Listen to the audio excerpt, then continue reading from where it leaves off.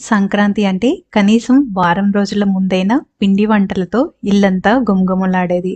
కానీ ఇప్పుడున్న బిజీ లైఫ్‌కి అన్ని రకాల పిండి వంటలు చేయాలంటేనే కుదరట్లేదు కదా! అందుకని చాలా సింపుల్‌గా తక్కువ టైంలో చేసుకునే బెల్లం సున్నుండల్ని ఈరోజు వీడియోలో షేర్ చేస్తున్నాను. మరి ఇవి చేసుకోవటానికి ముందుగా 2 కప్పుల మినపగుళ్ళని లో ఫ్లేమ్‌లో దోరగా వేయించుకోవాలి. ఇవి లేత గోధుమ వర్ణం వచ్చేంత వరకు ఫ్రై చేసి పూర్తిగా చల్లారనివ్వాలి. ఈలోపు బెల్లం తీసుకొని బాగా తురుముకొని మెత్తని పొడిలా చేసుకోవాలి.